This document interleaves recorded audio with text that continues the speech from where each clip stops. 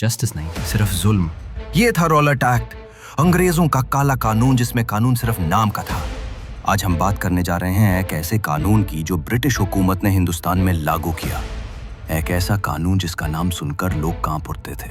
ये था Rowlatt act, वो काला कानून जो आज़ादी की लड़ाई का नया मोड़ बना। रॉलेट एक्ट क्या था? रॉलेट एक्ट का असल नाम था anarchical and revolutionary crimes act of 1919। ये एक्ट 1919 में ब्रिटिश हुकूमत ने पास किया और इसका नाम दिया गया जस्टिस सिडनी रॉलेट के नाम पर, जिसने इस एक्ट की रिपोर्ट तैयार की थी। इस कानून का मकसद था उन लोगों को कंट्रोल करना जो ब्रिटिश हुकूमत के खिलाफ आवाज उठा रहे थे। लेकिन असल में ये एक्ट आज़ादी की हर आवाज को दबाने के लिए बनाया गया था। दोस्तों, वर्ल्ड वॉर 1 के बाद हिंदुस्तान में गुस्सा बढ़ रहा था। लोगों ने अंग्रेजों का साथ दिया था, जवानों ने जंग लड़ी, आवाम ने टैक्स दिया, सब ने कुर्बानियां दी। उन्हें उम्मीद थी कि अब अंग्रेजों से कुछ राहत मिलेगी, शायद कुछ आज़ादी भी। लेकिन जंग के बाद ब्रिटिश हुकूमत ने उल्टा और सख्ती कर दी। रॉलेट एक्ट उस सख्ती का सबसे बड़ा निशान था। रॉलेट एक्ट के तहत हुकूमत किसी भी शख्स को बगैर सबूत के गिरफ्तार कर सकती थी। उस शख्स को बिना ट्रायल के जेल में रखा जा सकता था। कोर्ट में अपील का कोई हक नहीं था। प्रेस पर पाबंदी थी, आप कुछ भी छाप नहीं सकते थे अगर वो हुकूमत के खिलाफ हो। पुलिस को हक था कि वो किसी के भी घर में घुसकर तलाशी ले।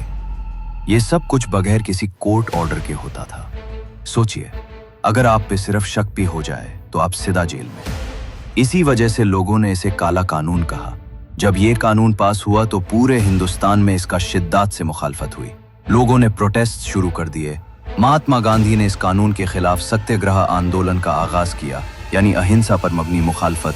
छोटी छोटी जगहों से लेकर बड़े शहरों तक लोगों ने ब्रिटिश हुकूमत के खिलाफ आवाज उठाई।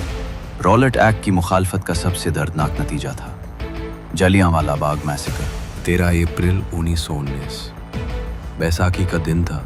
अमृतसर के जलियांवाला बाग में हजारों लोग रॉलेट एक्ट के खिलाफ एक पुरअमान एहतजाज के लिए जमा हुए थे। तभी जनरल डायर वहां पहुंचा और बिना किसी वार्निंग के फायरिंग का हुक्म दे दिया। फौज ने अंधाधुंध गोलियां चलाई। करीब 10 मिनट तक फायरिंग चली।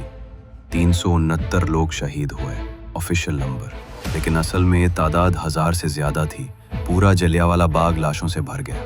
यह हिंदुस्तान के इतिहास का सबसे काला दिन था।